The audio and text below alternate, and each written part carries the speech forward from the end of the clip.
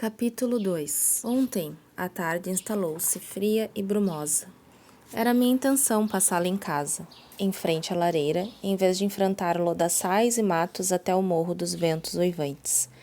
Porém, quando subi para o meu quarto depois de jantar, janto entre o meio-dia e a 1 hora. A governanta, uma matrona que me foi legada junto com a casa, não foi capaz de compreender, ou não quis, o meu pedido de que o jantar fosse servido às 5 horas. Com esta ideia preguiçosa a germinar-me no espírito, deparei, ao entrar, com uma criada de joelhos, rodeada de escovas e baldes de carvão, atirando pasadas de cinza para apagar as brasas da lareira e levantando uma poeira dos diabos. Este espetáculo fez-me voltar para baixo imediatamente. Pus o chapéu e, ao cabo de 4 milhas de caminhada, cheguei à cancela da propriedade de Radcliffe, em tempo de escapar dos primeiros flocos esvoaçantes de uma nevasca. Ali, no alto daquele monte desnudo e desolado, a terra era dura, coberta de negra geada, e o ar frio fazia-me tremer até os ossos. Como não conseguia abrir o cadeado que a fechava, saltei a cancela e, pegando o caminho empedrado orlado de groselheiras maltratadas, bati em vão para que me abrissem a porta, até ficar com os dedos dormentes e ouvir os cães ladrarem cada vez mais. Malditos, pensei, bem merecem ficar eternamente isolados dos da vossa espécie por tanta falta de hospitalidade. Eu, pelo menos, nunca manteria as portas trancadas durante o dia. Isso pouco me importa, vou mais entrar. Dito e feito, agarrei a aldraba e a girei com veemência. Joseph, com seu ar avinagrado, colocou a cabeça para fora de uma das janelas redondas do celeiro. — O que é que vosmecê quer? Berrou ele. — O patrão está para os lados do curral. Dê a volta pelos fundos até lá embaixo, se vosmecê quer falar com ele. — Não há ninguém em casa para abrir a porta? Gritei em resposta. — Só a patroa. E essa não lhe abre a porta, nem que vosmecê fique aí batendo até ser noite. Essa agora. E não pode dizer a ela quem eu sou, Joseph? Te a renego. Eu não tenho nada a ver com isso, resmungou. A neve caía agora com mais intensidade. Quando agarrei na aldraba para insistir mais uma vez, surgiu no pátio dos fundos um rapagão em mangas de camisa e de forquilha ao ombro, que me gritou que fosse com ele. Depois de passarmos pelo lavadouro e por uma área pavimentada, onde havia um depósito de carvão, uma bomba de água e um pombal, chegamos finalmente à enorme sala, alegre e aquecida, onde fora recebido da primeira vez. Toda a sala resplandecia agora, copiosamente iluminada e aquecida por uma grande fogueira de carvão, turfa e lenha, e junto à mesa posta para uma abundante refeição de fim do dia, tive o prazer de ver a patroa, pessoa de cuja existência eu nunca antes suspeitara. Cumprimentei-a e aguardei, na esperança de que me convidasse a sentar. Mas ela limitou-se a olhar para mim, recostando-se ainda mais na cadeira e mantendo-se muda e quieta. — Que tempo este? Observei. Tive um trabalhão para que me ouvissem bater. Ela nem abriu a boca. Eu olhava-a fixamente, ela olhava-me fixamente. Melhor dizendo, não tirava de mim o seu olhar frio e distante, assaz, embaraçoso e desagradável. — Sente-se, disse o rapaz com maus modos. Ele não tarda a chegar. Obedeci. Pigarreei e chamei pela malvada da Juno, que nesta segunda visita se dignou abanar a cauda em sinal de reconhecimento. — É um belo animal. A senhora está pensando em desfazer-se dos filhotes? — Não são meus, disse a minha afável anfitriã, em tom ainda mais agressivo do que o próprio Radcliffe teria sido capaz. — Ah, então seus favoritos são estes. Continuei apontando para uma almofada escura, coberta de algo parecido com gatos. — Estranha escolha sua, observou ela jocosa. Infelizmente tratava-se de um monte de coelhos mortos. Pigarreei outra vez e cheguei-me mais perto da lareira, renovando os meus comentários sobre a tarde tempestuosa. — O senhor não devia ter saído de casa, observou ela, levantando-se e esticando-se para tirar de cima da chaminé 2 das tais latas pintadas. Até aí ela havia se mantido na sombra, mas agora podia vê-la com toda a nitidez e colher uma imagem perfeita da sua figura e do seu porte. Era esbelta e ainda quase uma menina, um corpo de forma admiráveis, e o rosto mais delicado que me fora dado contemplar. Traços finos, de grande beleza, caracóis louros, ou melhor, dourados, caindo soltos sobre a nuca delicada, e uns olhos que, fossem eles mais doces na expressão, seriam irresistíveis para o meu coração sensível. Mas, felizmente, o único sentimento que deles se desprendia pairava algures entre o escárnio e um quase desespero, algo tão singular e antinatural que eu jamais esperaria encontrar ali. As latas pareciam fora do seu alcance, e por isso fiz menção de ajudá-la, mas ela fuzilou-me com um olhar, qual avarento a quem alguém oferecesse ajuda para contar as moedas. Não preciso de ajuda, retrucou. Sou perfeitamente capaz de alcançá-la sozinha. Foi convidado para o chá? Perguntou, colocando o avental sobre o vestido preto, irrepreensível, e mantendo uma colher cheia de folhas de chá suspensas sobre o bule. Aceito uma chávena com muito prazer, retorqui. Foi convidado? Insistiu. Não, admiti esboçando um sorriso. A senhora é a pessoa mais indicada para me fazer o convite. Colocou o chá de novo dentro da lata, com colher e tudo, e voltou a sentar-se, amuada. Enquanto isso, o rapaz tinha ido vestir um casaco visivelmente poído e todo emperdigado junto à lareira. Olhava para mim de soslaio, com desdém, como se existisse entre nós alguma ofensa mortal, ainda não desagravada. Comecei a duvidar de que fosse mesmo um criado. A indumentária e a linguagem eram pouco cuidadas, completamente isentas da elevação do senhor e da senhora Radcliffe. O cabelo castanho, espesso e encaracolado, era áspero e descuidado. As suíças avançavam pelas faces como barba, e as mãos estavam curtidas do sol como as de um cavador. No entanto, a sua postura revelava estar à vontade, quase insolente, e não dava mostras da diligência com que um criado costuma servir a dona da casa. Na ausência de provas concludentes da sua condição, achei melhor abster-me de tecer comentários sobre sua estranha conduta, e, passados 5 minutos, a chegada de Radcliffe veio, de certa forma, salvar-me da situação embaraçosa em que me encontrava. Como vê, meu caro senhor? Aqui estou, conforme prometi. Como vê, meu caro senhor? Aqui estou, conforme prometi, exclamei, revestindo-me de cordialidade. E receio que o mau tempo me obrigue a ficar mais meia hora, se o senhor puder dar-me abrigo durante esse tempo. Meia hora? Disse ele, sacudindo os flocos brancos que salpicavam suas roupas. Não entendo como se meteu numa devasca dessas para vir até aqui. Não sabe que corre risco de se perder no meio dos pântanos? Até as pessoas que conhecem bem estas paragens se perdem em dias como este, e garanto-lhe que o tempo não vai mudar tão depressa. Talvez algum dos seus criados possa servir-me de guia, e depois pernoitar na granja e voltar amanhã. Será que pode ceder-me um? Não, não posso. Ah, muito bem. Então vou ter de confiar no meu sentido de orientação. Aff! Vais ou não vais fazer o chá? Perguntou ele ao rapaz do casaco puído, desviando depois o olhar irado de mim para a jovem senhora. E ele também toma? Perguntou ela, virando-se para Radcliffe. Despacha-se com isso, foi a resposta proferida com tal violência que estremeci. O tom em que as palavras haviam sido ditas revelava um caráter intrinsecamente mau. Já não me sentia nada inclinado a chamar Radcliffe de um tipo formidável. Quando os preparativos terminaram, ele convidou-me a tomar chá com um... Vá, meu caro senhor, traga aqui a cadeira. Então todos nós, incluindo o rapaz de aspecto rústico, nos sentamos em volta da mesa, guardando o mais austero silêncio, enquanto saboreávamos a refeição. Foi nessa altura que pensei que, se era eu quem tornava sombrio o ambiente, era minha obrigação fazer um esforço para desanuviá-lo. Não era possível que todos os dias se sentassem à mesa tão cabisbaixos e taciturnos, e era impossível que aquelas caras de poucos amigos os acompanhassem diariamente. É estranho, comecei, como o hábito consegue moldar os nossos gostos e as nossas ideias.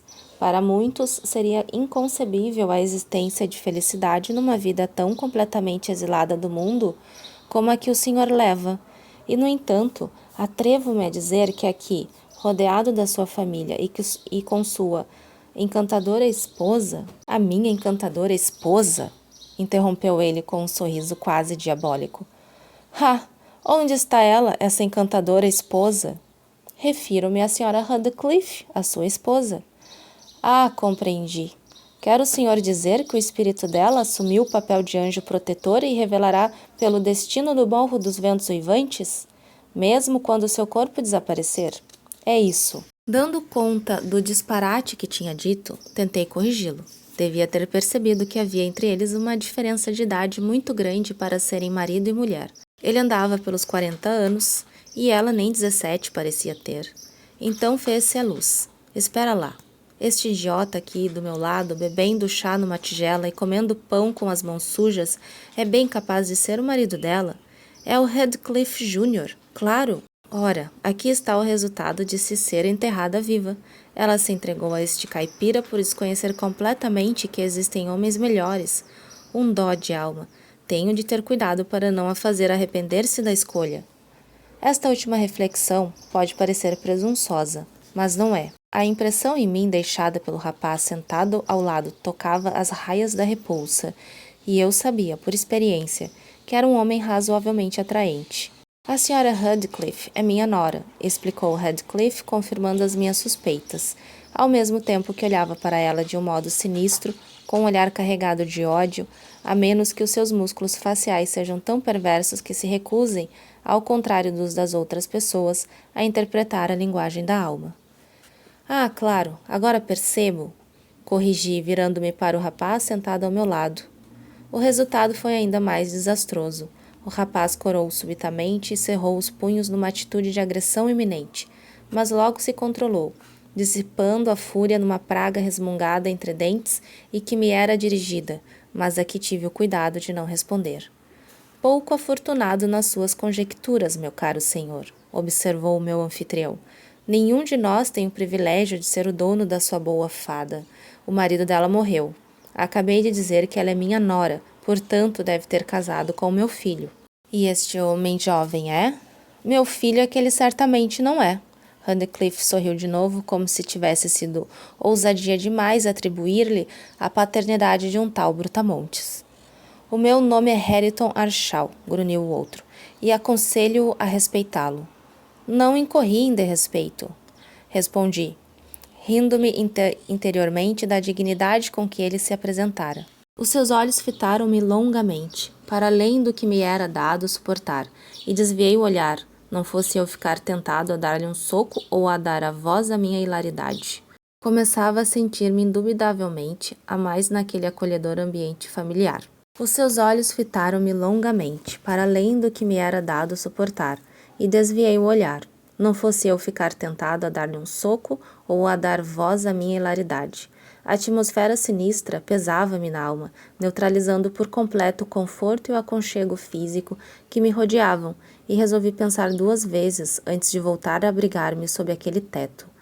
Acabada a refeição, e como ninguém proferisse uma só palavra para alimentar a conversa, aproximei-me de uma janela para ver como estava o tempo. O que vi foi um espetáculo de desolação, a noite prestes a fechar-se prematuramente e o céu e os montes irmanados no mesmo turbilhão sufocante de neve e vento. Não creio que seja possível voltar agora para casa sem um guia, não pude deixar de exclamar.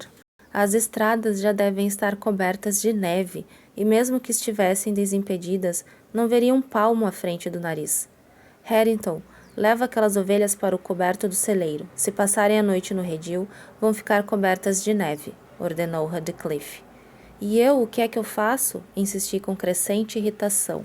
A minha pergunta ficou sem resposta.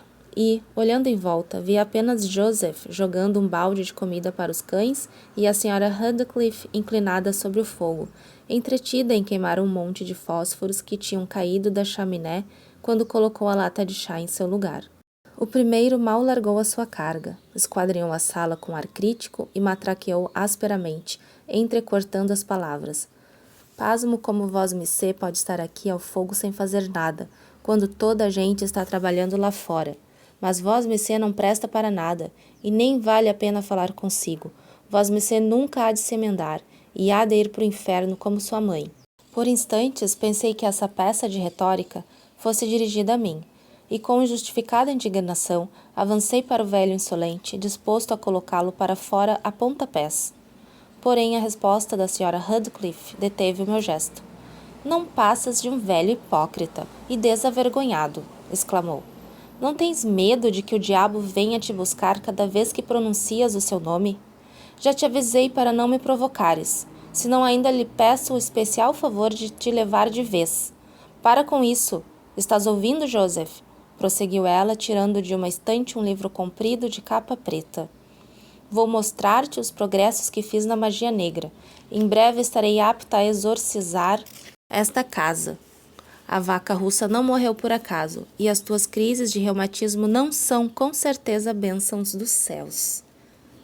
Ah, maldita grande maldita, gemeu o velho, que o Senhor nos livre de todo o mal. Não, alma danada, tu és que estás condenado, desaparece, se não queres ver o que te acontece. Transformo-vos a todos em bonecos de barro e cera, e o primeiro que passar dos limites por mim impostos há de... Não vou dizer o que lhe vai acontecer, logo verás. Vai, desanda, olha que estou de olho. Os belos olhos da bruxazinha cintilaram de malícia, e Joseph saiu apressado, tremendo de genuíno pavor, enquanto repetia, maldita, maldita, maldita. Pensando que a atitude da jovem não passara de uma brincadeira, se bem que um tanto sinistra, e uma vez que tínhamos ficado a sós, procurei partilhar com ela a minha angústia. Senhora Radcliffe, disse com todo respeito, peço-lhe que me perdoe se a incomodo, mas com esse seu rosto, tenho certeza de que só sabes fazer o bem. Por favor, dê-me alguns pontos de referência que me permitam encontrar o caminho de casa. Sem eles, sou tão capaz de lá chegar como a senhora de chegar a Londres. Volte pelo caminho que o trouxe, respondeu ela, afundando-se num cadeirão, com uma vela acesa ao lado e o tal livro comprido na sua frente. O conselho não servirá muito, mas é o melhor que tenho para dar.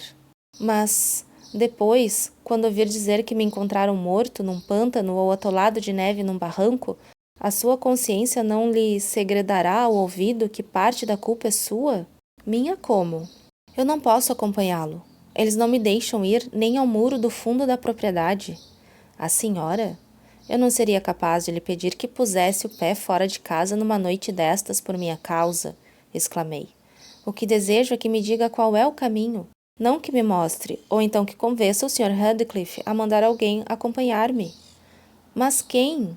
Aqui em casa só estamos o Sr. Radcliffe, o Arshall, a Zillah, o Joseph e eu. Qual de nós prefere? Então na propriedade não há mais criados? Não, estes são tudo o que temos. Sendo assim, só me resta pernoitar aqui. Isso já é assunto para ser tratado com o dono da casa. Não me diz respeito. Espero que lhe sirva de lição. A voz de Radcliffe soou austera na entrada da cozinha. Quando a pernoitar aqui, devo informá-lo de que não tenho quarto de hóspedes. Se quiser, tem de dormir com o Harrington ou Joseph. Posso dormir aqui mesmo, na sala, sentado numa cadeira, retorqui. Não pode. Um estranho é sempre um estranho, seja ele rico ou pobre. Não me agrada que ande por aí alguém à solta quando eu não estou por perto, disse o infame. Com esse insulto, a minha paciência chegou ao fim, e saí porta fora como um furacão. Mas o fiz com tal impetuosidade que dei um encontrão em Arshall, no meio do pátio. A escuridão que me envolvia era tão completa que não conseguia achar a saída. E, enquanto andava por aí, tive a oportunidade de ouvir mais uma conversa elucidativa da delicadeza com que esta gente se tratava. A princípio, o rapaz parecia estar ao meu favor. Vou com ele até o parque. Vais, mas até o inferno, exclamou o patrão. O que quer que ele fosse do rapaz? E quem vai dar de comer aos cavalos? A vida de um homem é mais importante do que deixar os cavalos sem ração por uma noite. Tem de ir alguém com ele, murmurou a senhora Radcliffe com inesperada benevolência. Eu não obedeço às suas ordens, replicou Harrington, e se ele lhe interessa tanto, é melhor ficar calada. Pois só espero que a alma dele te persiga, e que o Sr. Radcliffe não arranje mais nenhum inquilino até a granja cair aos pedaços, exclamou ela com veemência. Olha, ela está a rogar-lhes pragas, balbuciou Joseph em direção ao qual me dirigira. Estava ali a 2 passos, sentado ordenhando a vaca à luz de uma lanterna.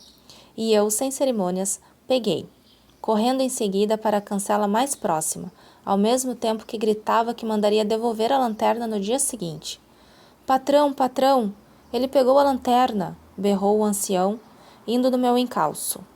Mal coloquei a mão na cancela, 2 monstros peludos saltaram na minha garganta, atirando-me ao chão e apagando a lanterna, ao mesmo tempo que, para acúmulo da raiva e da humilhação, ouvia Radcliffe e Harrington darem boas risadas. Por sorte, os cães pareciam mais interessados em esticar as patas, abrir as bocarras em longos bocejos e abanar as caudas do que em devorar-me. Opunham-se, no entanto, a qualquer tentativa que eu fizesse para me levantar, pelo que não tive outro remédio, senão ficar deitado até os malditos dos donos acharem por bem vir libertar-me.